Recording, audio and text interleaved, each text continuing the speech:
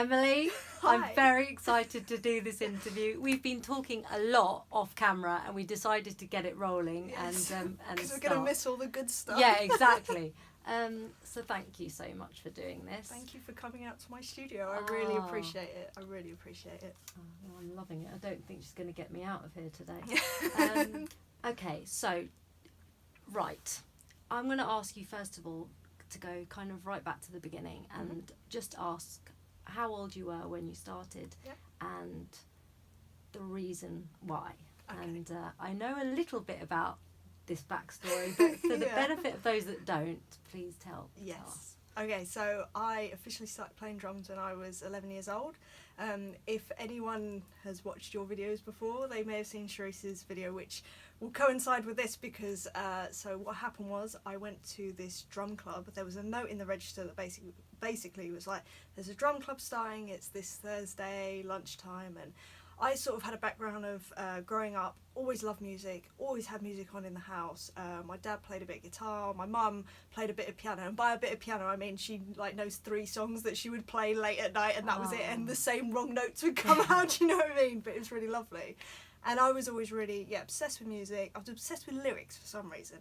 But I tried a few instruments and nothing really fitted, and I was just like, oh, like, I don't get it. Like, my dad tried to teach me guitar and I was like, I don't understand why there's 6 strings and like you have to play loads of different notes to make one note, and it didn't make sense. But anyway, with this, I thought, okay, let me just go and have a go at this, even though I was the shyest kid you could ever meet. Like, I wouldn't speak to anyone. I was just very insular. But I was like, okay, I'll go and have a go. And I sat down. There was a group of about 30 of us, I think. I sat down behind the kit and like we had this one teacher who was kind of showing us what to do. We had these awful little red beaters with like these black beaters on the front. And I was like, right, I'll try this. And it was just dun, gat, that was it. And the only way I can describe it is that it kind of made sense to me. I could kind of do what they were asking me, but I just understood it. I understood instantly the whole concept. It was almost like, okay, this is an exaggerated version, but you know, like in the Matrix where he sees the code, it kind of felt like that. I was like, wow, I can't do this yet, but I think I could be good at this. And I'd never felt like that before about anything, and I don't think I've really felt about anything the same way since. How old were you? 11 years old. And I just thought, not only I think I could be good at this, I'm getting goosebumps even talking about it, I feel like I'm willing to work to be good at this, like I want to do this. And that was my instant reaction, and it was the weirdest thing in the world. But anyway, after this initial drum club, I stayed behind because, you know, I was instantly obsessed basically and fell in love with the drums. And then this other girl stayed behind and we got chatting, and it turned out... Did you know each other? Well, it turned out that we were in the same class, but this was very early on in school. We'd only been in year 7 for maybe, I don't know, a couple of months. Right. So we'd never spoken. Like, I kind of recognised her, but I was like, I don't know. Anyway, we got chatting, and she obviously fell in love in completely the same way. And from that day, we basically became best friends. We became completely obsessed. And we used to sort of vow to each other that we would come in before school for an hour. We'd wait for each other on the school wall. We'd meet up. We'd go into school for an hour before school, we'd practice and just play, and one of us would go, oh look, I learned this, I watched this on MTV last night, and this song, and you know, this, and then the other one would go, that's amazing, what about if you did this? And it was like this mad back and forth, and thinking back on it, it's just like, I can't believe how lucky we were to find each other and to be so compatible as friends, and just, I mean, people would joke, and they still do, we were like joined at the hip, like constantly, and every time we were together, talking about drums, you know, this song, that drummer, that, you know, that pattern or whatever, and then we started having lessons and all this sort of stuff, and that's kind of where it started, basically. Yeah. Right, let's go back to that time where, so when you were younger, but those kind of informative years of because I'm interested in how you got good, when you got, well, how you got good, that's all relatively, you probably still are developing all the time, but in those early days you mentioned a lesson. Let's just talk about you. Obviously I know you and Cherisse, you did kind of grow together. to a degree. Can I just say, but... if I ever say we, it's not Yeah, because yeah. I'm schizophrenic. It's because Cherisse was probably Yeah. there in that story. No, and you can.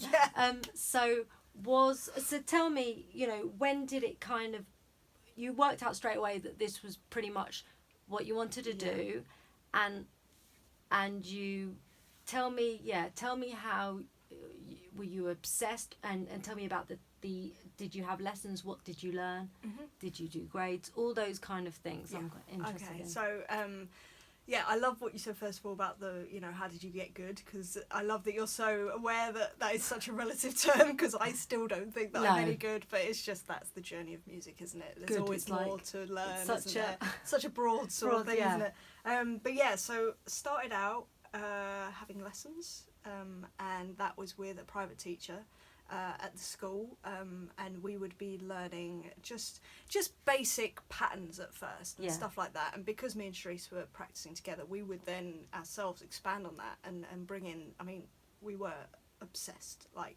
everything we were watching, listening to, everything, it was like being a sponge. It was like, what was that? Oh, quick, replay that. What was that? Oh my gosh! So you can just like move your hand to the tom in the middle of like the you know, it was just this discovery together, which was incredible. And then coupled with lessons, and then so as I said, my dad played guitar. Yes. He still does a little bit, but he has always been into blues. So he was like, well, let's go down to some blues jams. And obviously 11 years old, terrifying, like absolutely terrifying. And but he was like, look, this will be good for you, this will be really good for you. So we would go down to blues jams every week alongside school. So I mean, I love my parents. I think they're so mental. Like, you know, school, yeah, wicked. Let's go take you out till like midnight, and let's go and get you playing with some like 60-year-old blokes, and you know, and you're 11 years old. And I don't know how they got us into these places, by the way, because they're all pubs. I know. So... Well, it's interesting because my jam night that I run at the Flying Squirrel. It's called the Flying Squirrels, second Thursday of every month. At the Goat in St Albans, all welcome. I'm going to be coming to at some point. There we go. So, definitely. And I'll let you know when that happens. Okay, if you subscribe. If you subscribe, you have to subscribe. Yeah, that's an order. I was just like, at the time I didn't even think about it, but looking back, I go, that was actually mental. Like such an 11-year-old. Because he's a musician, your dad, and I think he knew. Yeah, he knows how to get around it. and also he knew that what you needed. Yeah. In addition to learning, was real life experience. Yeah, and that actually that's what music is about. And he knew that I've always loved music. I've always loved songs. I've always loved blues because that's what I was brought up on. So it was like, okay, well, I guess I've never thought about this. It was kind of like, in the same way, I am really good if I have an end goal to work towards. Yeah. Every week, if you know that on a Tuesday you're going to be at a blues jam playing with someone that you've never met before, you need to be able to play a shuffle. You need to be able to play a 6/8. You need to be able to play a rock blues or a train beat or whatever. Not only that, you need to know how a song goes, like the structure and da-da-da-da-da.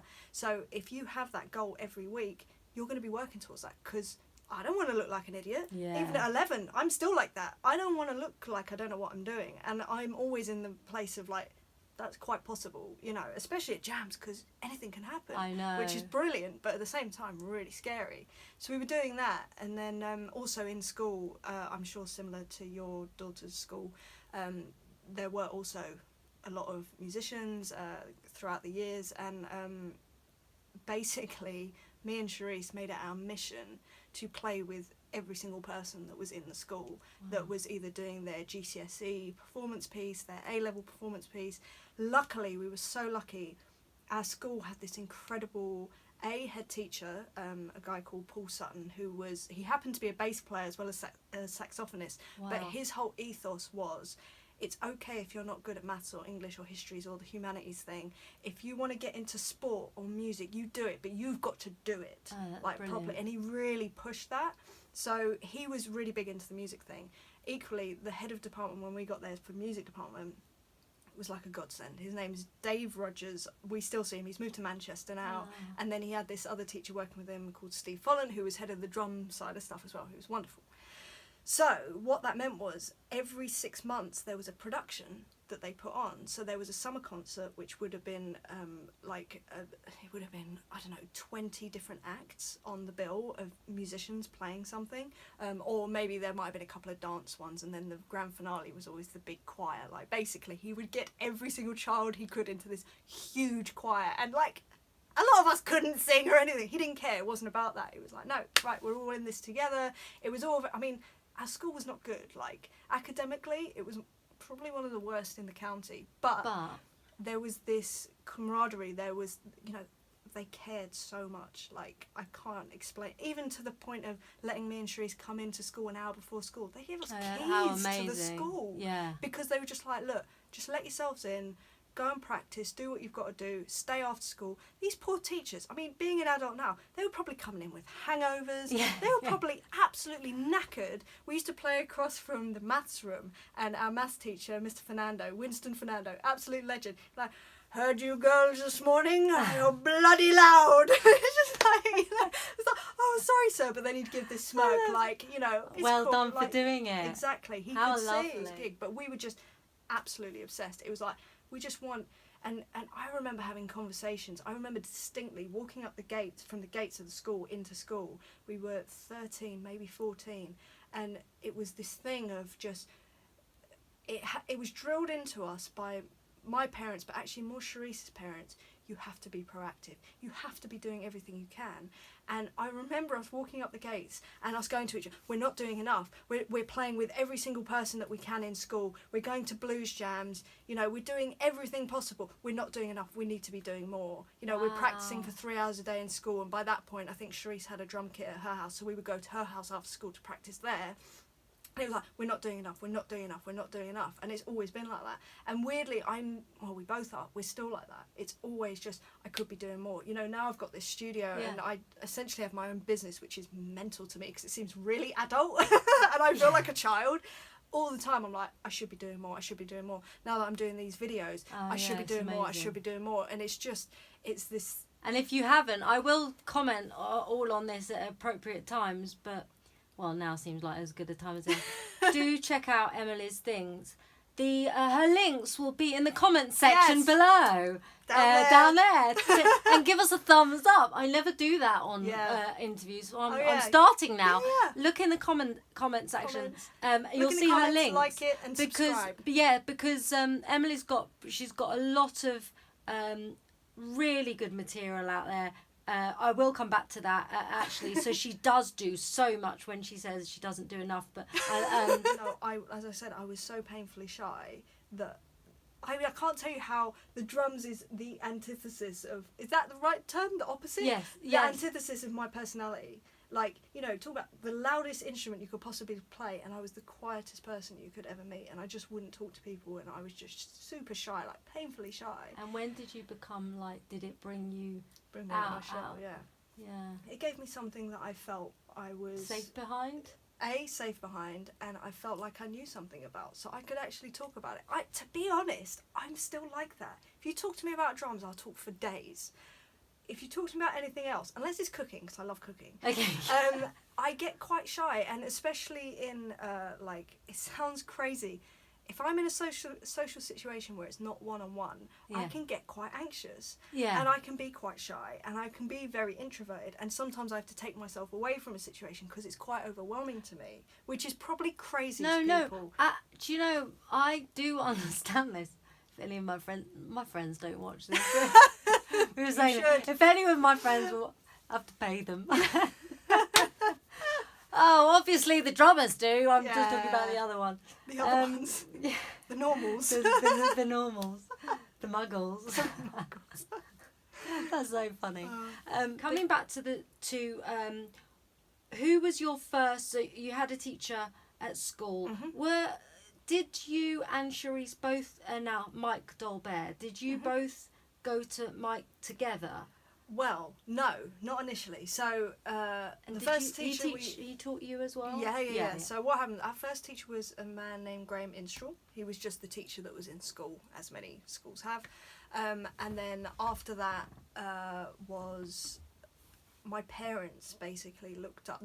So my parents sort of were trying to support me and Cherisse in the way that we needed to. They didn't necessarily know what they needed to do or we needed to do, but they were just trying. So they sort of said, okay, well, what about grades? Because that's a qualification, that's something on paper. As far as they knew, that was a good thing to do. Yes. Right?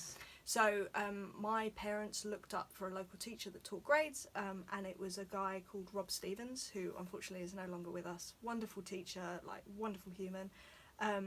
And I basically went, and I was like the tester. I went and had one lesson with him while still having lessons with the guy that was in school. And Cherisse probably didn't tell this story, but I'm going to tell it because it cracks me up. So I went and had this one lesson, and I came back to Cherisse and went, look at all this amazing stuff that he's taught me, and you know, it was all shiny and new and a different way of learning, and it was all really exciting. And it was an hour lesson as opposed to, we had half an hour joint. We were meant to have 15 minutes each, but we were like, could we just have our lessons together so that we could have half an hour? But I went and had this 1 hour by myself. I was like, this is incredible. Showed Cherisse, oh, this is so cool. And that day we also had a lesson with this Graham Minstrel man from school. And I was like, cool. Anyway, put away my stuff that I'd done with Rob. Went into the lesson. Cherisse almost instantly went, look, Graham, look at what Emily's been doing with this other teacher. And I was like, oh my God. And he went ballistic at me. And I was just like, and Cherisse obviously she just did that's this thing. That's a sister thing to do, isn't it? Totally. Yeah. Exactly. And I was like, at the time I was mortified. I was like, Cherisse, what have you done? Anyway, he basically asked me to leave the lesson, and I was like, okay. But then Cherisse had to deal with him for the rest of the 25 minutes or whatever. And she was like, that was really good. I was like, good. You just totally just chucked me in it. Like, what are you doing? And then from that point, obviously, I was like, well, I'm going to have lessons with Rob. I had a few more, and then Cherisse was like, oh, I want to come have lessons with Rob as well. And he started teaching us grades. Together or separately? We were having lessons together, I seem to remember. I think there were times when we'd have them separately as well for whatever reason, but I think generally we were having them together just because it saved on money. Yes, like, of course. Me and Cherisse don't come from wealthy backgrounds. Like, we didn't have much growing up at all. And honestly, when I say my parents just tried to scrape anything they could together to help support, I can't tell you how incredible they are and were and continue to be. They're so supportive. Shout out to Mum and Dad. Phil and Gabrielle. Woo! And Hannah, that's my sister. Oh. She's pretty supportive too. Pain in the arse though. Oh, sorry, I shouldn't swear. Pain in the backside. Sisters. I love my sister too. And my brother.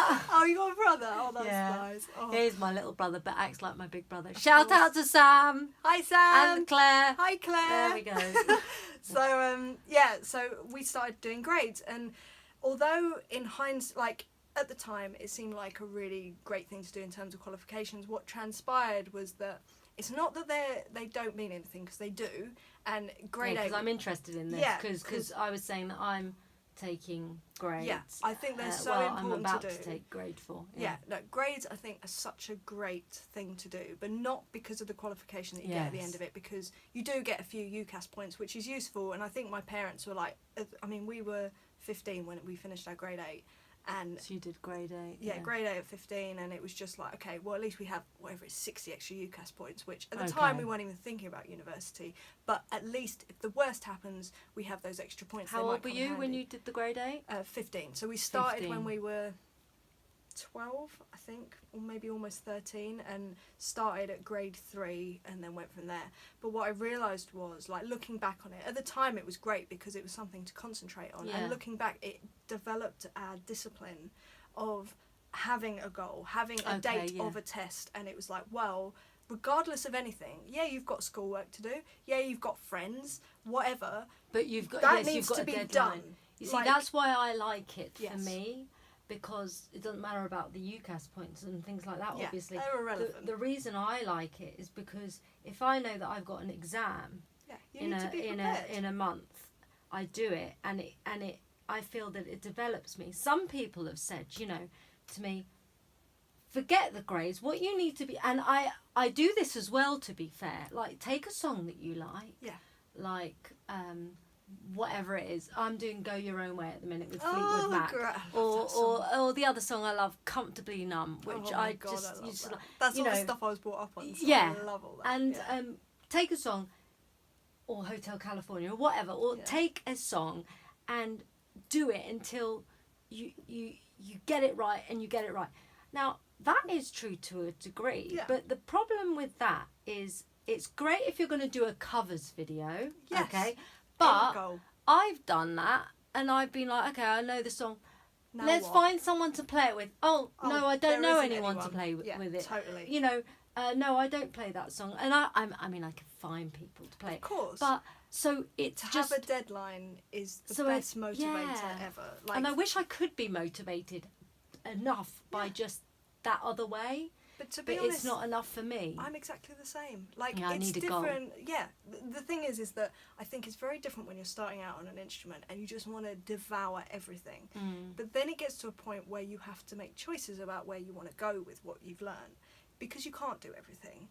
And what I realised very early on is that, and this was the same in schoolwork as well, I needed a deadline, and that did mean that I was going to push it to like Okay. the last minute to get everything done, because I just Yeah. happen to work really well under pressure. Yes, it's like me. Yeah, and I might get stressed about it, yeah, but the point is that it will get done. And I was the same with the grades, and it was like, right, here's the day that it needs to be done by. Okay, great, I will work towards Yeah. that, perfect. But I'm still like that, like I Yes. was saying to you. So back in 2012, I worked with an artist called Cher Lloyd, Yes. and I was working with this awesome musical director called Marcus Byrne. Became a really good friend, and when we did a bunch of touring, and it sort of came to a natural close because she moved to the States, basically. Yeah. And we had a meeting afterwards, and he was like, "Look, I think it would be really good for your career and your progression to learn Pro Tools, because then that means that you're upping your skill set, your employability." And like, he was really straight with me, and he was like, "Look, I will give you whatever you need." He was so supportive. He was like, "I'll give you whatever you need to help you learn these things." And I was like, amazing, and I really appreciate it. But because there wasn't a date that I needed to Yeah. know Pro Tools by, it became this abstract Yes. thing. And I was just like, at the time I was super motivated. I was like, yeah, that sounds amazing. And then I started sort of reading the manual and, you know, trying, and I was like, I don't know why I'm doing this. Yes. I need to have a reason. However, then I started using Logic because I had to, I can't even remember why I started using Logic, but it would have been because there was a gig that needed to be done and it was using Logic. So I was like, oh my God, I need to learn this like now. Yeah. So I just did it because I had to. It was exactly the same with Ableton. I had to learn that because of Tricky. QLab, I had to learn because of Amelia Matiku. And all these skills, same with recording. Pro Tools, I now know because someone asked me, oh, I'm working in Pro Tools, can I send you my Pro Tools session? I went, I really need to learn how to Yeah. Pro Tools now, and I just did it, and now I know it, and it's fine. But I need that pressure Yes, to learn something. And you it's see, the same it's- with songs. Yes. If I'm going to learn songs, it's because there's a gig. Yes, you and know, you need to know it. If Yeah. someone sends over a set list of 40 songs and I don't know 20 of them, oh well, I'm learning these songs for this gig tomorrow, Yeah. and it will get done. And it's not about is it going to get done, it's how it's going to get done. There's no Yes. question about whether it's going to happen, it's just how it's going to happen. That's basically. it. In doing those grades, how did it make you a better? I'm talking about the technical here because Oh, yeah. normally I talk about all the non-technical, but did it make you a better drummer? Would you say that it was useful going up to grade 8, or would you say that that it was just something, I don't know. and how much of, because I suppose the top grades you probably don't use it in a lot of your playing, but like No, well, it's a really funny thing, grades. Like, if you're looking at it from a technical, does it help? physical playing side of it, it's good to do because you're reading music and stuff like that, which is great. It's good because part of the test is playing along with a musician in the room, which is great. However, it's funny because when you talk about grades in, say, piano, you have to have all the knowledge around that to be Yeah. able to play a grade 8 piece. Whereas and this is probably not going to go down very well, but it's what I believe. Yeah. You can learn how to play those pieces. Yes. It doesn't mean that you're A good drummer. Yeah. but I think that having the discipline and learning that side of it is far and above way more valuable than anything that you're going to play from the book, Yes. basically. So for that reason, would I do it again? Absolutely. 100%. I think it was a massive lesson. It was a great focus, especially sort of coming into being 15 years old, where I hated being 15 years old. It's just such a complicated age. You're not quite an adult. Oh, it's and awful. You're not a child. And hormones. And, it's terrible. Boys and friends. Oh, awful year. But to have something to focus on and go when everything else feels, in your teenage head that, life is over, to have something to go, but at least I can put my energy into this. And I know that if I put in the work with that, it's going to show results. And that's how I've always felt about drums. No matter what's going on, whether I'm in relationships that are going south or, friendships that are going crazy or family stuff's going wrong. Life happens. It's horrible and it's great at the same time. But always, no matter what's going on, if I feel like everything is at a loss, I know that I can go back to this kit, and as long as I put in my work with it, it will never let me down. And that's the truth of it. And it sounds ridiculous probably, but sometimes, and usually it's when I'm playing in like a bar or a pub and there's no one there, and there's like 3 people in the audience, and I'm playing with some people that I might have known for years, and we're just having a bit of a laugh. This is going to sound crazy, I don't care. I thank my drums. I thank these drums. These drums have been through a lot of stuff with me. When did you get them? So I got these in 2012. In fairness, these have mainly been in the studio, but like my kit that I take out on the road, which is downstairs, I say thank you to them. They've gotten me through thousands of gigs, and the drums has never let me down, aside from once, and it never happened again. And it wasn't that, it was me that let it down, and it became a realisation, and that was when I was 16 or 17. I got called to do a recording session, and I thought that this was my big break. I was just like, this is it, I'm getting a call from a producer, this is me, I'm being professional. I had it in my head that this one producer's going to hear me, they're going to realise how amazing I am, and everyone's going to be calling me. I'm going to be the next Steve Gadd. I went and did this recording session, and basically it just completely fell apart, and they hit record, and I wasn't in with the click, I wasn't locking in with the guide track, the sound of the kit was awful because I wasn't playing consistently, I was hitting all over the drum. Was it because you were nervous? I wasn't good enough. Okay. But I didn't realise that. I thought I was. And it wasn't an arrogant thing, it was just, at the time, it was this crossover. I was still in school, and I was playing with bands outside of school, but I was very much a big fish in a little pond. Yeah. And this was my first experience of being in this huge sea and just going, I can't even swim. Like, this, and it was heartbreaking, like, to the point that I nearly put down the sticks. Yeah. Like, I was just like, I can't, this thing that I've worked towards and all this energy that I've put in to this instrument that's never let me down through the worst times that have been going on. And all of a sudden, it was like, maybe I can't be good at this. And that was my initial feeling. It was like, I can be good at this, I can be good at this. And everything around me, no matter how difficult, I just had to work a bit harder, and then it was true. You know what I mean? But this was one thing where it was like, in that moment, there was nothing I could do. I just didn't have the experience. I didn't have the education. I just didn't. I wasn't good enough. I got asked to leave. Oh, yeah. The producer had to come in and say, I'm really sorry. I'm going to have to ask you to leave. I'll pay for your travel. Yeah, that's hard as a 17-year-old girl. I was just like, I burst into tears, basically. And I didn't even know this guy. Like, this poor guy, I feel sorry for him now. I'm just like, and he was so sweet. He was so lovely about it and trying to be so sensitive. But there was no getting around the fact that I wasn't good enough. And I basically just shut myself away in my room for like that weekend until my mum basically dragged me out and said, right, I'm going down the bank, you're coming with me, we're going to go for a walk. And I was like, all right, cool. And this was my first experience of this, but where something bad happens, I sort of used it as an opportunity. I was like, okay, well, there's only 2 ways this is going to go. Either I put down the sticks and go, I had a nice run at 17, like, some grand, I was such a drama queen, oh my God, I've had a good run and, it's been great, it's been great, but, that was it, I resigned my sticks. I could do that and be, really dramatic. Or I can very painfully look at everything about this session that went wrong, and it was the most painful thing I've ever done, and I can just take these things head on and just obliterate them and just be like, right, this is never going to happen again. I will not let myself feel like that ever again. And it was kind of taking control of me.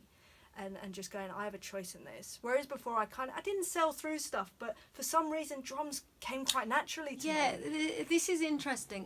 What I'm really interested in, you said you weren't academic, right? So Kind of, but you've got such right. So were you good at maths and English and things? Because you come across as like, you know what, you're a very intelligent person. I know, no, take it. I've only just met her. That's why. But you can master things. But like, were you driven like this before the drums came around? Were you driven like this, but you didn't feel that it was like, so you did well or just didn't float your boat, that kind of academia? Well, okay, so for some reason I've always I've not been good at maths.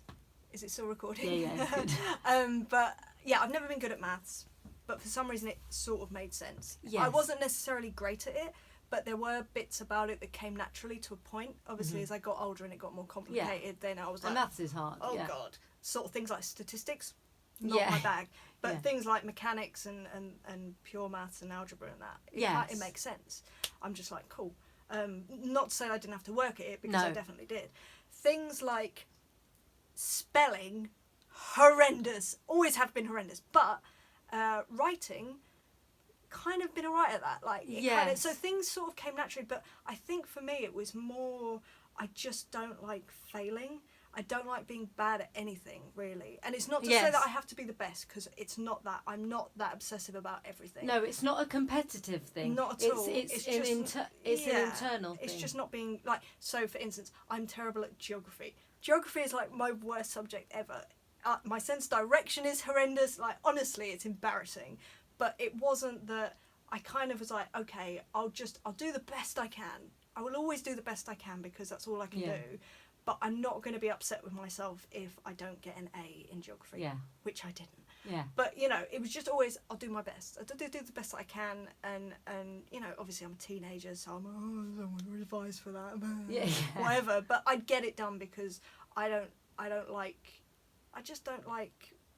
people thinking badly of me, which is probably a bad thing. But no.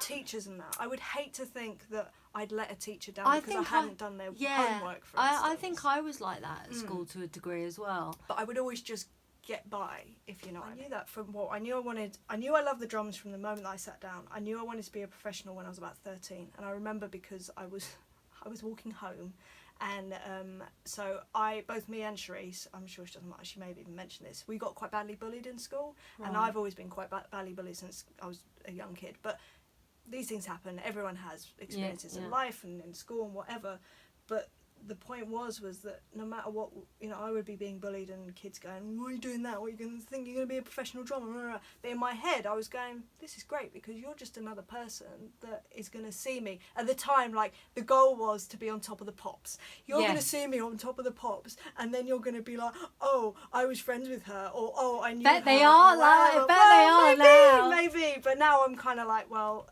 to be honest, I'd rather everyone just be happy, because obviously you grow up and you realise there's a reason that they're bullying you. It's because they're actually really unhappy about something else. So you kind of get that within time. But obviously at that time I didn't know. But I just knew. I was like, cool, well, you're my fuel that I'm going to go and use when I am going and practising. And I used to imagine their faces on the drums. Brilliant.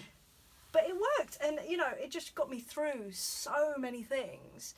And yeah, like I say, I would not scrape by, but I'd do what I was asked in school, knowing that I'm never going to use geography probably, although actually it would be really useful for touring, for knowing where I was in the world. But anyway, I just knew that this is what I'm going to do, and if I've got any spare energy, I'm going to be putting into that, because it speaks to me, it makes sense to me, it was becoming a part of me. Yeah, and that's what you want. So how old were you when you left school? I was GCSEs? 18. No, I did my A-levels. My parents asked me to do my A-levels just in case I lost a limb, and I thought, do you know what? What subjects did you do? I did English Lit, art for AS, but not A-level, music, obviously, and maths. Oh, you do. So but I just thought, out of respect for them, because I can't tell you how supportive they have been, still are.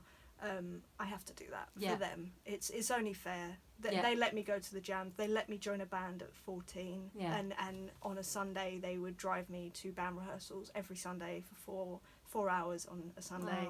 Aw.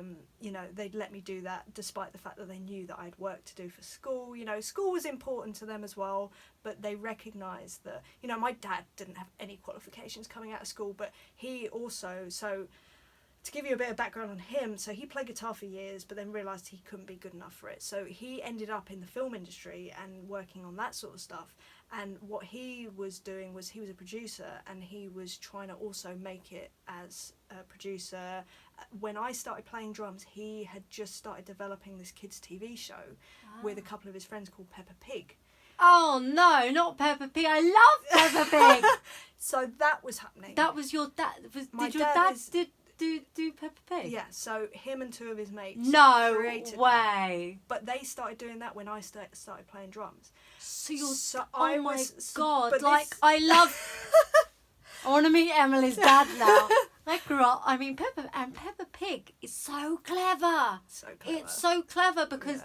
You know, I've got kids, as people know from watching my Drum Quest.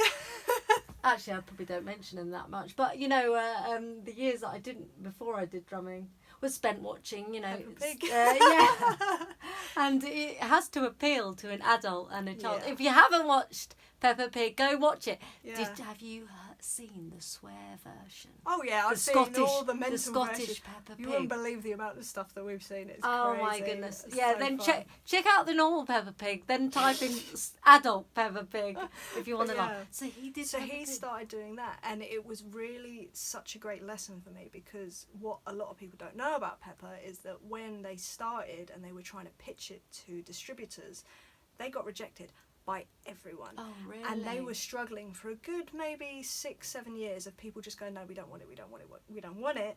And they just kept pushing and pushing and pushing. But obviously I was starting out learning drums, and I was seeing the this, knockback and seeing the knockback, seeing the carrying Oh, on, how- and then eventually, I know, me too. Yeah. And then eventually it broke, and then it got bigger, Amazing. and then it became this other thing, and then it was like, this is really surreal, because there's kids walking down the street with the backpack and the shoes and Oh, the yeah, clothes, and massive. you know, singing the song. There's a theme park, there's another one in Yeah, Italy. yeah. I mean, it's just crazy. So it was a great lesson That's so for me funny. growing up, just going, you can do this. And I'd seen him trying to do other sort of short animated stuff that never it got to like little festivals and stuff, but Right. it wasn't anything that broke. And so I'd seen that So 11 you'd years seen previous the whole as well. run up. Yeah, totally. I was And part of it. He would get me and my sister into being You're like, Peppa. well, Hannah's middle name's Georgina, so that should tell you everything. Oh, Yeah, really? so a lot of those stories are very much I mean, Oh they're things that happen in everyone's childhood, but things like the time capsule story. There's a time Yeah. capsule at the old house that we live at underneath the post. There's a That time is capsule so in there. Yeah, it's cool. random. It's so random. Sorry to everyone that's come. Yeah, picking sorry, it drums. wasn't meant to take this Yeah. turn. but equally, you know, like I say, it's living proof that if you just keep Yeah, going and life do the story. work, and You'll- you see it happen in And front you of you. left school Mhm. after your A levels. Was it just like, right? Tell me about the drumming then. Tell me who you were studying with at that time. Okay. And what happened. Yeah, so And what took it to the next level? Because presumably you were at school, you were doing A levels, and you were in bands, gigging Yeah. and stuff, and you'd had that knockback, you know, that Yeah. one thing. But then, how did you decide to take it to the next level? And what practice were you doing, and teaching, etc. Tell Okay, me so about that. I'll go back just before that. So after I finished my grades, grade 8 at 15, me and Cherisse decided that it was time to move on to another teacher. At the time, we'd met Mike Dolbear, Yeah, and we'd heard that he was like the teacher to have. It was basically him or Bob Armstrong. right. We spoke yes. to Bob, or I spoke to Bob, but he seemed, from what I heard, he was very much about breaking you down to bring you back up again, Mhm. which I think works for a lot of Yeah. people. But knowing myself, Yeah. I'm not very good at that. I'm bad enough, like especially at that age. I Yeah. was bad enough at, like, I was just so down on myself. Yes, I had yes, no yes. confidence. That was probably going to be the worst thing for Yeah. me. Whereas Mike, it was like, okay, let's try Mike Dolbear. And me and Cherisse had cornered him at a drum show another time, and also we used to work at Wembley Drum Centre for a while, so every time he came, like, hi Mike, how are you? So he knew us, probably for the wrong reason. Oh, the girls, like, oh, they're such a nightmare. So started having lessons with him. So leaving school at 18, I was having lessons with Mike still. In fact, I still have lessons with Mike. So he, as I always say, he is my drum teacher, he is my mentor, he is my therapist. He's basically, I say he's like my third dad, because Cherisse's dad is like my second dad, and then Mike is like our third dad. So yeah, I was having lessons weekly with him. And so once a week for an hour? Once a week for an hour, yeah, or once every 2 weeks it became, because of the various stuff later on. But what happened was, when I sort of went to finish my A-levels, my parents sort of sat me down and said, look, what do you want to do? Do you want to go to a music school? Do you, like, just tell us what your plan is? And I had this thing in my head that I was terrified of music schools, and the reason is that I was so scared of coming out and sounding like everyone else. I don't know why. I don't know where I got this notion from. Like institutionalised. Like, almost like a robot. And I was like, I don't want to be like everyone else. I just want to do what I want to do. And you know, I don't want to learn what they're learning. And I was very sort of like, I don't know if I was stubborn, I don't know what it was. So anyway, I was like, I don't want to do that. I want to be out, I want to be gigging, I want to be playing. And my dad at the time was just like, okay, so I think this is how we should tackle this. So I was living at home. He said, right, stay at home for the next 3 years. Let's treat it like university. I'm going to give you an allowance. I think it was like £100 a month or something like that, that you can go out, like just go out to every gig you can go to, go and network, go and play with everyone that you can. You know, join a covers band, like join bands that you're actually going to earn a little bit of money. You don't have to pay rent. I'm not saying that, but you've got to start thinking about this long term, because, you know, it's just going to be logical. So that's what I did. After initially I was like, I'm not joining a covers band. I had a real thing about covers bands. I don't know why. I was like, in fact, I know exactly why. So at this point, Cherisse had left. So Cherisse had left school at 17. I had a year without her. She left me. I was so heartbroken, but she joined the Faders. So I saw her off doing all this stuff with the Faders, and I was like, wow, she's doing it. She's professional.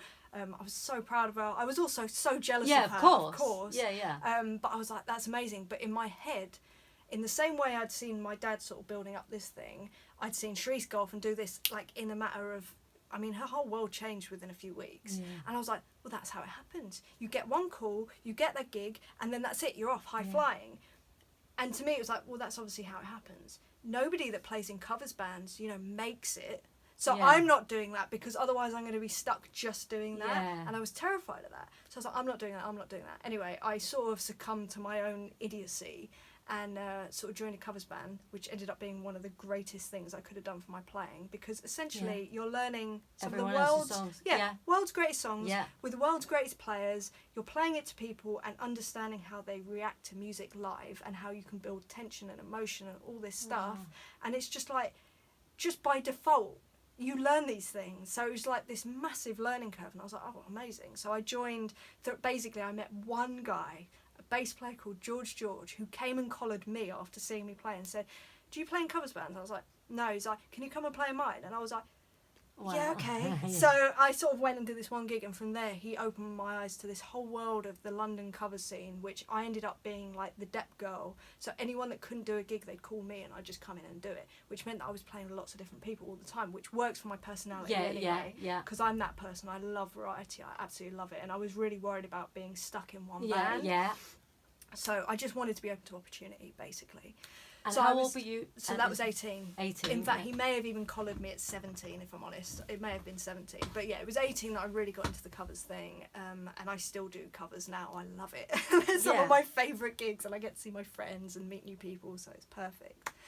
So I was doing that, and then in terms of practice, lessons, I was having lessons with Mike. Also, Mike used to gets over guest teachers. So to do lessons or masterclasses or clinics, I'd be going to every single one. I'd be going to all of the drum shows that I could. And in one of the lessons that I had was with a guy called Billy Ward. I don't know if you know Billy. So he's a drummer in New York, and he's amazing. I adore him.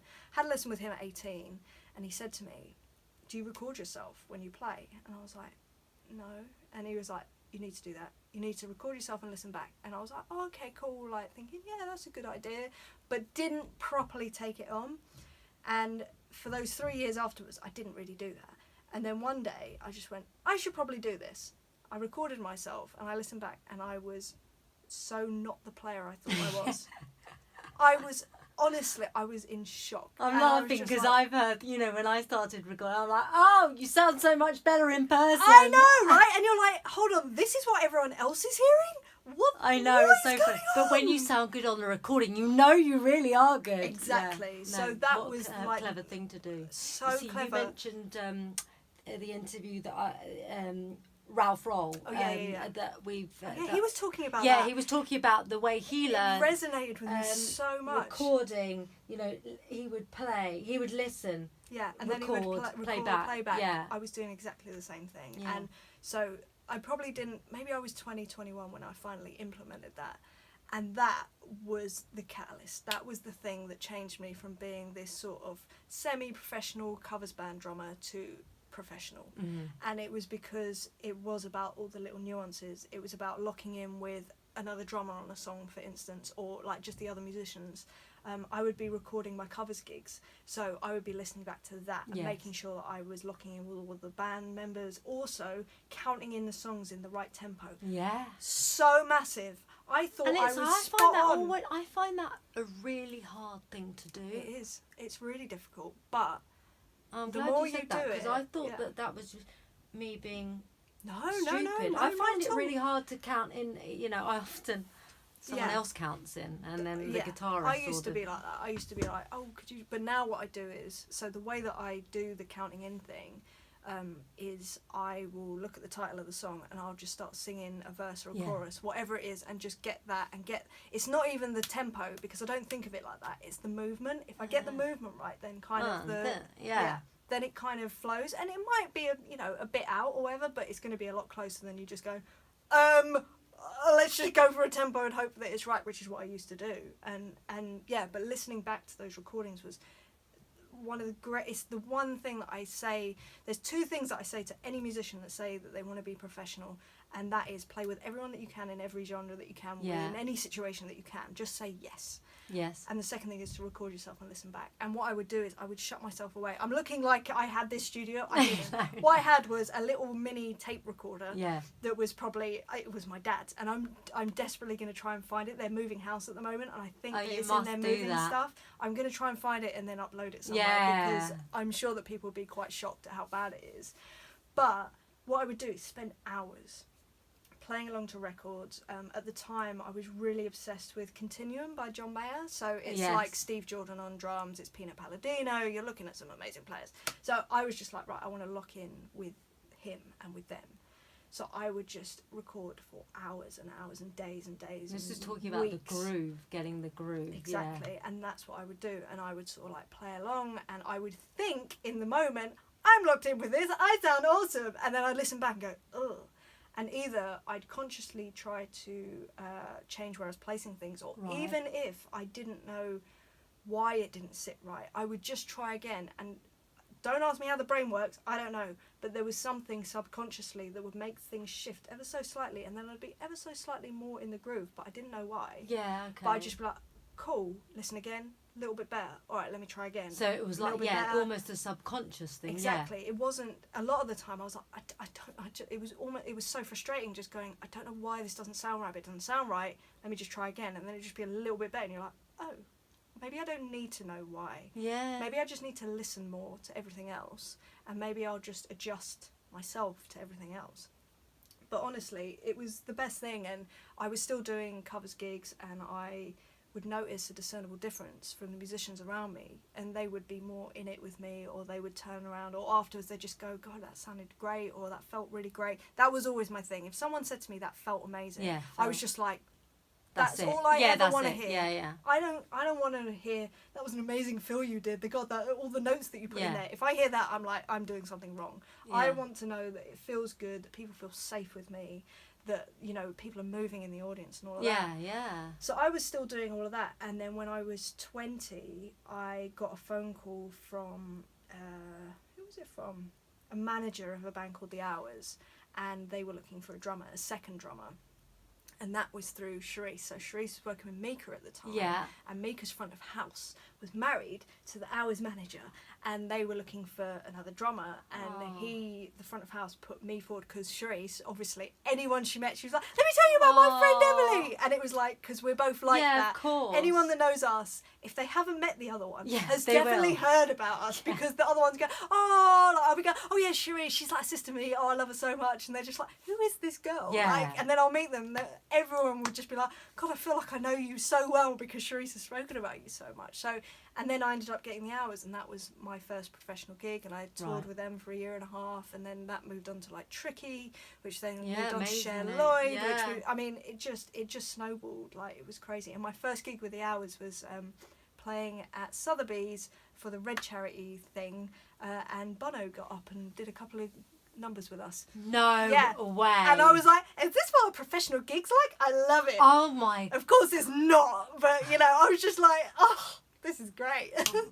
So yeah, mental, absolutely mental. What I mean, I could literally ask you about every moment, but okay, I'm gonna take some order. I'm gonna say at this point, I'm gonna ask you the drum quest question. Drum roll, please.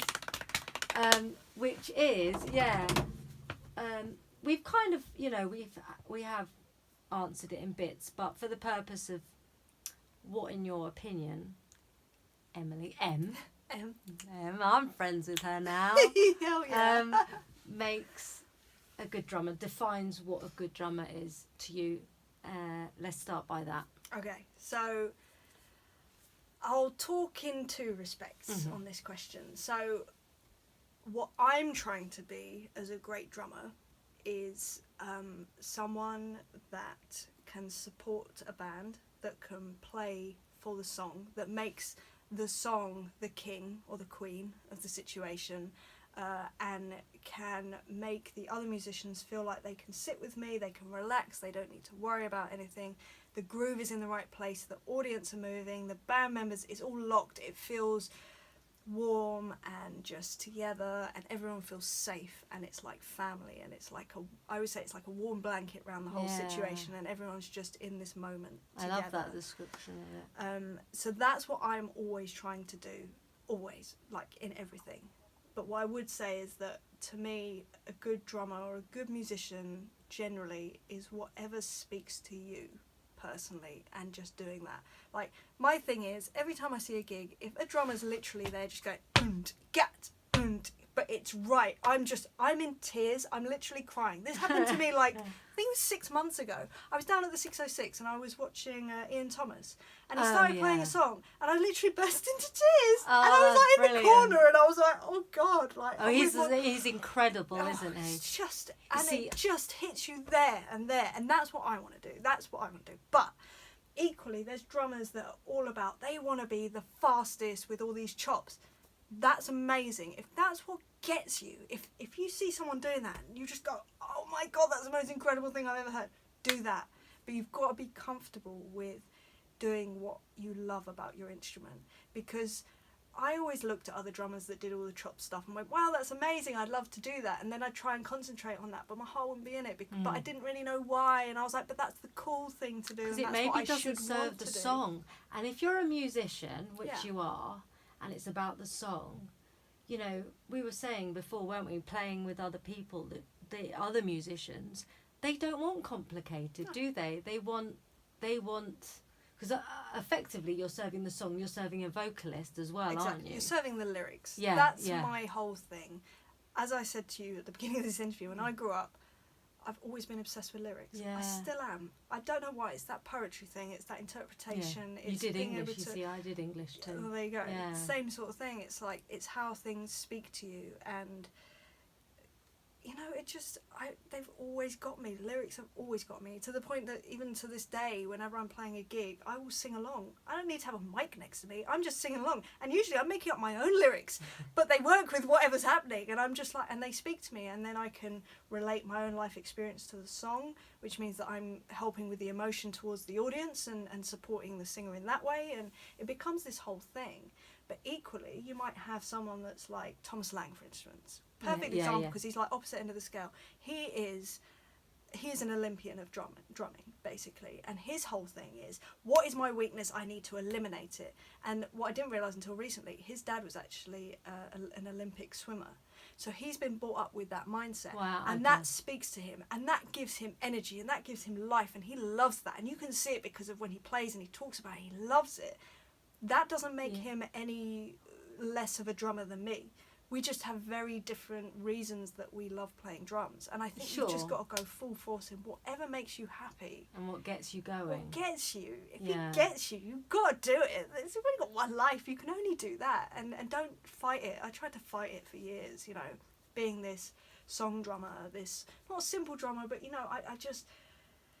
doing all the fills and all that and blah, blah, blah, blah, is great, but it just doesn't do anything for me. I don't see it adding to anything for me. But that doesn't mean that it's wrong. No. It's just my opinion. And it's this is very interesting because in other interviews I've talked about self-awareness and, you know, this idea. And also this idea on what would you say your strengths are as a drummer? What is your USP, you know? Well, I mean, love that. You know, like from a drumming point of view, because the other thing is in other interviews speaking about, and I can totally see it applies to you, it's not just good enough to be a good drummer, you've got to be a lovely person, you've got to get on with people, you've got to work with people. So you do all of that. I've decided, and I can see it. You've decided. But I like it. You know, in terms of what is your USP? Why what do they get from the Emily sound? Yeah. It is 100%. My USP is playing for the song. Like, song is everything. There's nothing else. There's literally, if it's just me playing on a kit, it's pretty boring. Yeah. Like, I'd be pretty bored with that. Yeah. In fact, I am. That's why I find it really difficult just playing to a click. I'd much rather play to a song. Yeah. I'm here to serve the song. That's it. And you grew up around that. You said, listening to your dad's stuff and him being a guitarist as well. Totally. And lyrics and English. Honestly, there is videos of me as a kid just sitting reading lyric books. I remember, I don't know why. So Oasis's first album, I just used to read their lyric books just over and over and over again. I don't know why I find that fascinating. Do you know what? Because I'm a little bit older than you, so it wasn't quite that. But you know, I used to write lyrics out as well. So did I. And it was hard because it was the days before. You see. Not giving away how old I am, but it was the days. It was the days before. Well, it was where you'd have to listen off the radio and try and write them down, you know. And I wrote down. I think I've still got it somewhere. Earth, Wind and Fire, fantasy. Amazing. You know, take a ride in the sky on a ship. Your dreams will come true, right? And we will live together until, you know, and like writing it all down. And I'm like, oh, I love it. And then the other one, of course, which it was that I still know that I'm not going to do now, but I will at some point, was Ice Ice Baby. Oh, really? You know, stop, collaborate and listen. Ice Ice Baby. That's amazing. I'm not gonna do I that. had one like that. What was it? it? Run DMC and Jason Nevis. I still don't know what the lyrics were, but I just made it up. It's something about aliens. That's all I can remember. It's so interesting. But yeah, as a drummer, you want to bring that story to life. To me, it's and all that is about what the song. stories. It's storytelling. It's songs. It's emotion. It's experience. I've always been obsessed with experience. Even when I was a kid, I never got on with chatting to kids my own age. I love talking to adults. Yeah. I just loved it. I don't know why. I'm still like that. Not that I love talking, I am an adult, but you know what I mean? Older people, I will always love to hear their life experience and try and learn from them. And obviously that was a really good skill, learning the drums and speaking to other drummers and just saying, you know, how have you done what you've done? And obviously, I mean, I can't tell you how supportive the drum community has always been to me and Cherisse. Because, you know, anyone could just have these two young girls going, hi, we want to be drummers, and you just go, off you go, but they loved they loved your passion. I think, you know, 2 was quite a presence as well. And, you know, it's like we were saying, you know, it's brilliant that there are more female drummers coming. But, you know, when you guys started, perhaps not so. No. 2 of you, you know, but people love, it's like what you were saying before, people love passion and love enthusiasm. I think that's it, because I find it when I meet young drummers, musicians, and you know, there's some that you meet and it's very obvious that their parents are paying for their lessons, and it's because the parents more want them to do it, which is fine, and I think that serves a purpose. But when you see a kid who you see that same spark and that same obsession, and to the point that most of the time, if their parents are nearby, I will go and say to them, just so you know, that's that's unusual. If you're able to nurture that, please do, because they really love it. They've got something, you know. I will always say, because I think sometimes people were not able to recognise that, and they think it's just another fad. To be fair, when I first started playing the drums, my parents thought the same thing. For the first 3 years, I think it was. So I think it was on my 14th birthday. I keep thinking about this. I got an electronic kit, and it was like the world to me that moment. But the reason they got me an electronic kit partly was obviously it has volume control and you have to play on headphones. Great. But the other reason was because apparently it would have lost less value, so that if I gave it up, then they wouldn't lose too much money. Interesting. But that's because, you know, I had tried so many different things before, or they had sort of opened up opportunities. Like, for instance, I was doing ice skating before I started playing drums, and weirdly, my sister is still an ice skater, and she's toured with Disney on Ice for the last 6 years. How? I always remember my dad saying that. He always used to say to me, you need to get to a point with your playing where you're in that moment of, like, he didn't use the word synergy, but that's essentially what he was saying, where you're locked in with everyone and it all just is right. He goes, you need to find those moments, and then you need to make them longer, and then you need to connect them, and then that needs to be the whole gig, and then that needs to be every time that you play. And did you play with your dad? Oh, yeah. So, and do you still? No, we haven't played together for ages. The last time... Bring him to my jam night, all right, Emily's dad? No, I will. Come into Daddy, my jam. We're going to a jam night in St Albans. It's fine, they're moving into a house in Bayford, so it's not far from St Albans. No, I'll bring him. And I'm then not even joking. Then you can jam. No, I'm not even joking. What kind of jam is it? Blues jam? All sorts. All okay, cool. sorts. Great. Like He'll get up and do a blues song. Oh, I love a slow blues, and I always say, "Oh, can we do a slow blues?" And actually, I did. Clem Catini came down to my jam. I love Clem. And Clem is one of my favourite people on this planet. Snap, and and he came to the jam, and. Have you done him on an interview? Yeah. Oh, thank God for that. Yeah, you got to watch. You got to watch it. Yeah. So Clem, so he came down to the jam, and he just had his operation. Yeah, his operation. He didn't play. He was not playing, and he came, and the highlight. I'll send you a video of it. Please because do. the highlight was he played. It was a slow blues, but I wanted him to be up there with me, and he played like tambourine with Barry singing a slow blues, and it was just so... One of those moments. Yeah, one of those moments. It was all just amazing. I had Clem Catini right there playing on my tambourine guy. Yeah. You know, not that you have a lot of tambourine in slow blues, but it worked because it's Clem. Because it's Clem, and everything sounds amazing with Clem. And I love him. it was just so lovely. Can I tell you about the first time I met Clem? Because I didn't know much about Clem until I met him, and then I saw it. I was on one of Mike Dolbear's Ultimate Drum Experience weeks. I don't know if you've heard about this. He used to do this week-long course. I'm not sure if he's doing them anymore now, but where he got different drummers in. And on the first night, there would be this jam night in the evening. And Clem was there, and I sort of heard a lot about him. And I think I'd had him during the day, and he'd been chatting about stuff, and he was just so nice. And I was like, this guy's so lovely. He got up to play, and I was just like, completely floored. Again, on the edge of tears. He played so beautifully, and his feel was so incredible. And I was like, oh my gosh. And then I had to get up to play. So I sort of like got up, played whatever I played, and then sort of went and sat and chatted with him for a while. And he was like, by the way, you've got the most lovely feel. And I was like, oh, coming from you? Oh my God. It was like one of those moments where you're just like, I must be doing something right if Clem Catini is telling me that he likes my feel when he has like...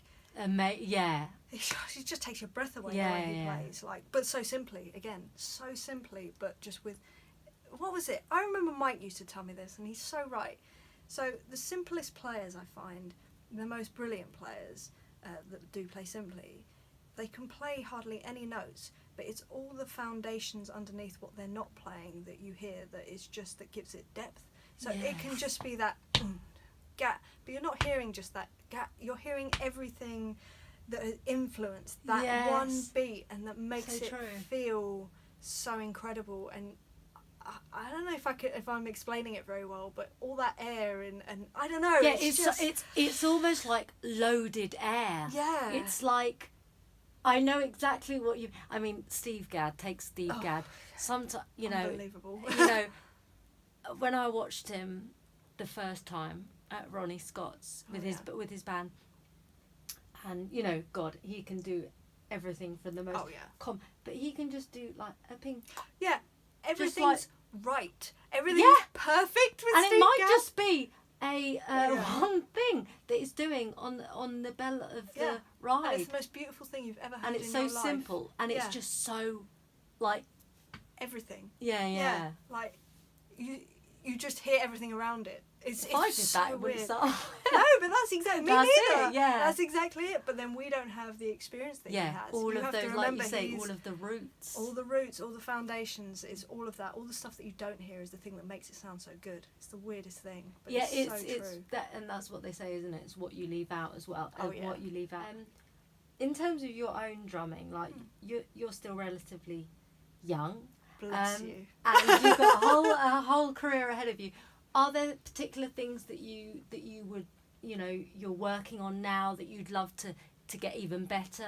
Yeah, well, as I say, I mean, as you well know, as everyone knows, music is just an endless journey sort of thing.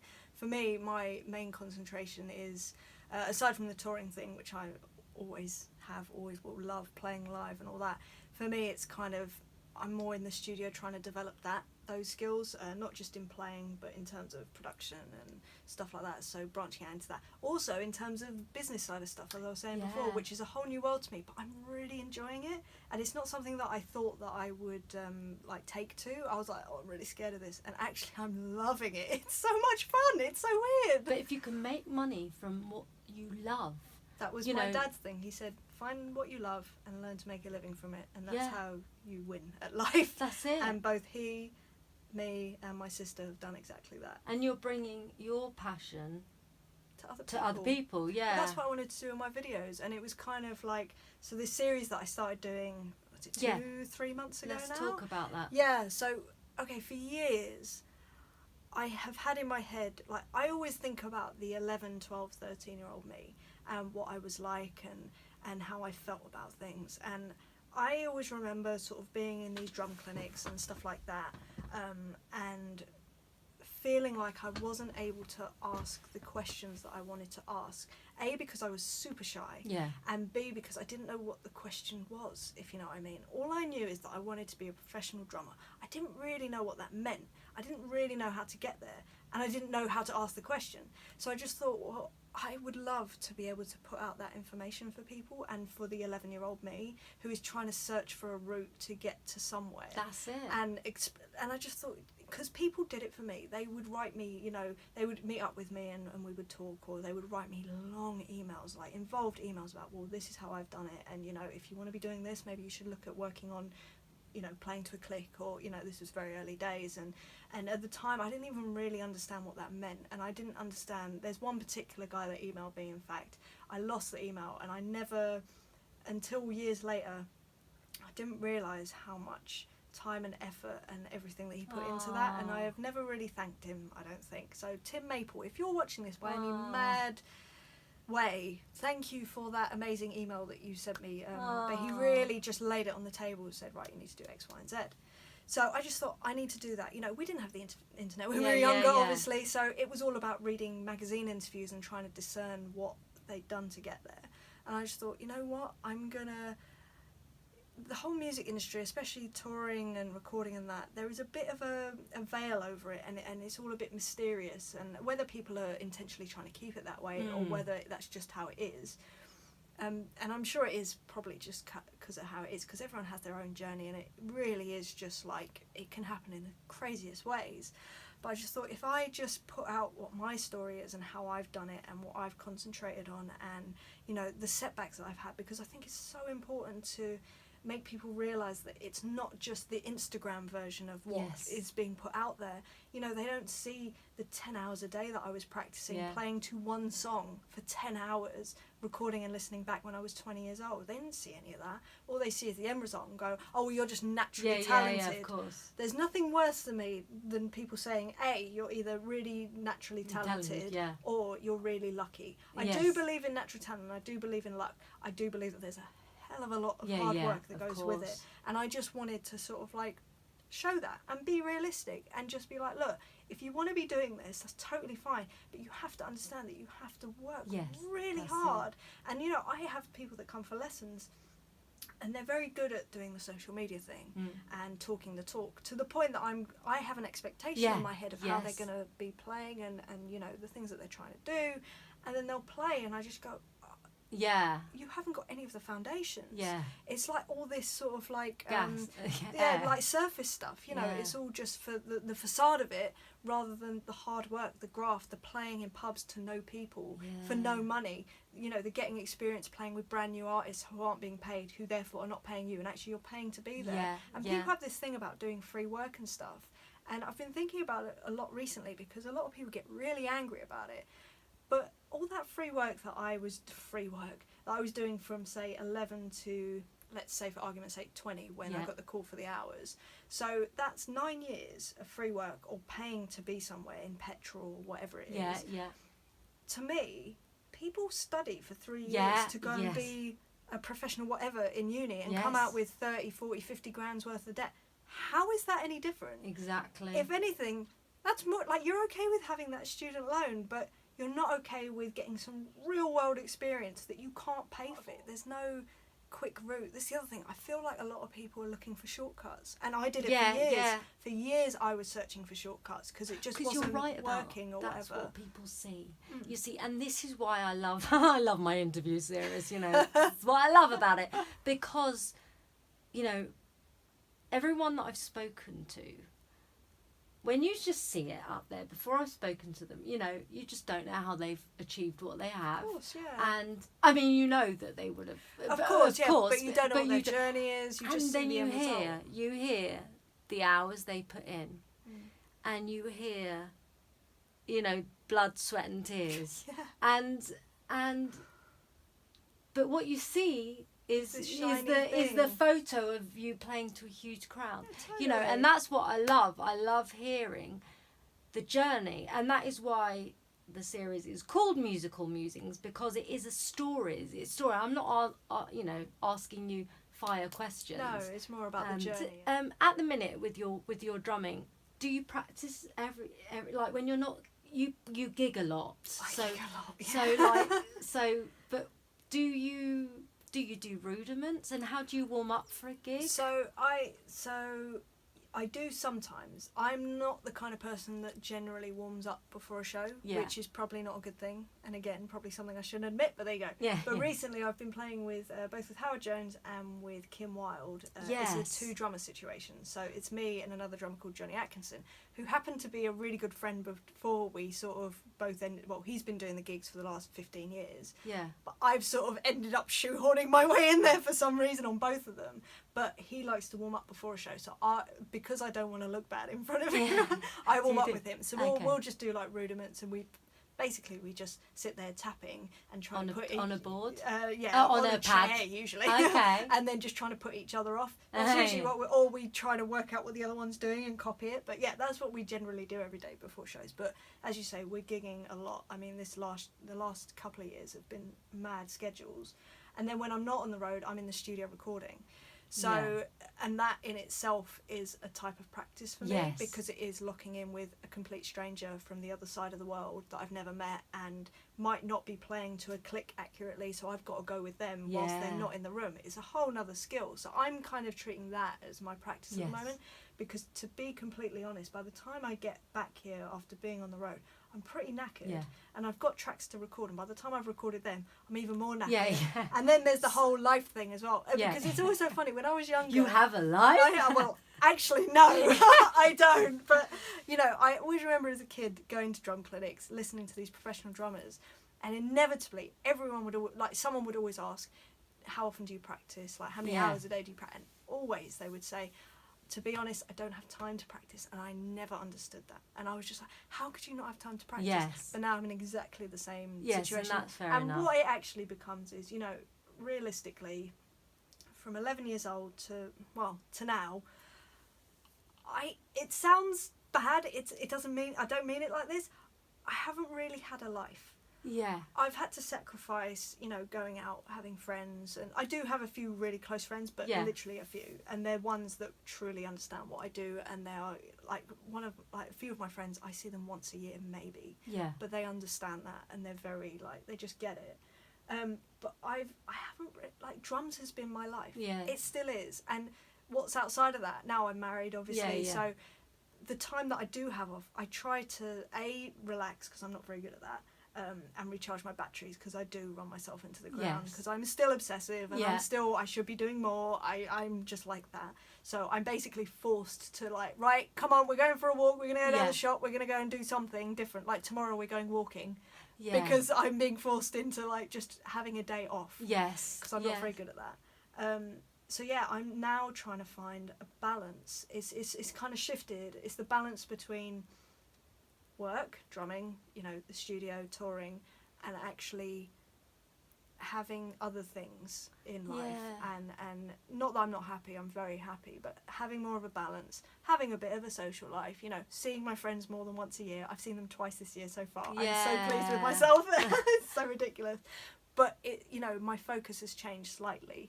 Not to say that this isn't everything to me. And that's a growing up thing as well, isn't it? I think so, yeah, definitely. You know, your priorities change. When you're in school is the worst thing in the world. You want to do everything you can to not be concentrating on that. I know I'll play drums. Great. What a great procrastination technique. Yeah. I'm a great procrastinator. The best. That's a skill. It's a skill in itself, for sure. I'm good at that. One random question. If you could have a band, so you're the drummer, obviously, you're and they could be dead or alive.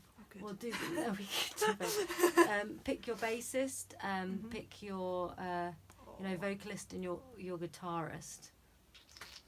Okay. That's a really difficult question. Okay. Bassist, I'm going to go for James Jameson, probably. Mm-hmm. Yeah. Cause I just... Not a bad choice. Not a bad choice. Definitely not a bad choice. Guitarist, I have a real thing. I love guitarists. I love guitarists so much. But guitar... that's really difficult. Maybe just because I grew up listening to him, and I would just love to be in his presence for a little bit. Maybe Jimi Hendrix. Okay. Just because I just love him. Not a bad choice. Not a bad choice. Vocalist. I love vocalists as well. Again, because I think he was, Tortured Soul, absolute genius. And this would be the craziest band, I think. Maybe Jeff Buckley. Oh, do you know, when you said Tortured Soul, amazing. Yeah, either that or Levon Helm, because he did sing as well, and I really wanted to meet him properly and just have a cup of tea. So, but God, that would be that'd be a crazy band. Yeah, that would I don't know what kind of music would come out of that situation. Okay, and what about live now? That's put you on the spot. No. What, a live version? What do you mean? No, alive. Alive! Oh, they have to be alive. Oh, no. That is... Okay, Pino Palladino. Okay, yeah. Guitarist. Oh, who do I love at the moment? It's difficult because I think of people as, songwriters rather than guitarists. Yeah. Well, they often are. It's Yeah. But in your gig, you're having a gig. Sorry. Yeah, let's stick to the rules. Let's stick to the gig. Yeah. Guitarist. And all your friends are coming, right? So they have to be cool. I don't know. Maybe someone like. Oh, this is really difficult. Maybe Derek Trucks or someone like that would be really fun. And then vocalists. I don't know. I'll just go for someone that I'm listening to. Yeah. In fact, two that I'm listening to a lot at the moment. So one of them is Moses Sumney, who's quite a new artist from LA. I'm going to watch him actually next week, which is going to be amazing. And John Paul White, Okay. who was one half of the Civil Wars and now does his own stuff, which is awesome. Okay, let's get that band together. Right. And the Give other me a call. yeah. And the other kind of leading on from this, I like to ask, anyone you've not worked with, you know, that you'd like to. That's just like many. if you're listening. Funnily enough, Ralph Roll, to mention him again, he really wants to work with Lulu. He said, Lulu. I asked him the question, Lulu, I'm here for you. Give me a call. I think he actually wants to get to marry Lulu. Actually, I think he said, you know, I'll think just he marry said, her. Yeah. Oh, And so his thing was Lulu. I'll tell you who Steve White said. Oh yeah. Whitey said Kate Bush. Oh yeah, that makes sense. And so you Who know. did Steve Gadd say? Do you know? I think I was so in awe of him. You forgot. I Yeah. don't think. Oh, did I ask him? No, I didn't. I asked him who his most memorable gig had been, yeah. but I didn't. Yeah, I should have. That would be a follow up, right? Yeah. Next interview, I'm gonna have to get Steve it's again. It's always intriguing people like Steve because he has literally played with everyone. Yeah. It's like, who's left? Oh, did I ask him? Maybe I did. I'm gonna have to listen. I'll have to watch. I wonder if he said. Someone I asked. They said Prince. Oh, they said obviously. Yeah. You know. You know. amazing. I wonder if it. No, I need to. I was just. I can't remember what I asked him. It's all a blur now. It's all a blur. But yeah, no, amazing. And actually, about that interview, what came through was again passion. And I remember the first thing he said to me, which was lovely. And at the time, it was at the beginning. And he said, you know what? When I said what makes a good drummer, he goes, well, you know, passion. That is what, you know. And I always thought, what a lovely God, answer. he's such a legend. Even in his answers, so simple and so profound. Oh gosh. I wish I could be that profound, but instead I just go blah blah blah blah. Yeah, but you know what? He's had is talk about I mean, he is, you know, Steve. They call him Steve God, don't they? He is the Gadmeister, the Gadmaster, but he's a lot older than us as well, and you know, and him. I mean, he was amazing at his young age as well. Oh yeah, let's not discount that. He's probably, you know, just it's like fine wine, just matured, and in his view of life and everything. Yeah, it's probably opened up so much. But I haven't answered your question. No, what was it? So what was the question? Who I'd want to play with? Oh yes, that I that's haven't worked right. with. So if I had to whittle it down to one, I'm going to say group of people because it is a group. Radiohead. Okay. That's like my ultimate gig. I've grown up listening to them. I don't know why all their music just speaks Who's their to drummer me. at the minute? They've got two. So they've got Clive Deamer. Yeah. And then their original drummer, who I'm just forgetting. I can't remember his name. So if Clive's tyres go down. Yeah, exactly. So Clive also plays with Portishead, who I'd also love to play with. And yeah, Massive Attack, all that kind of music. From that time, I love all that. Like, it's just so good. Like John Mayer as well. I'd like to play with him. Okay. I think that'd be fun. Radiohead. I'll put the call in. Radiohead, yeah. John Mayer. Give him a shout. John Mayer, John Paul White. Okay. Yeah. There's many. We'll fix it up. Fix it up. And okay, finally, because I am conscious of wrapping it up. I'm really hoping this is still recording as well. Yes, it is. That's amazing. good. Well done, Mr. Phone. Yes. We We have an iPhone shout out. There is an iPhone. MVP, I reckon, of this interview. You know, it's on a good tripod, but I'll tell you what, I'm liking the iPhones right now. Right. So to end up, what advice? I mean, first of all, do check out Emily's webpage and her drummer's guide too, which are in the comment section below.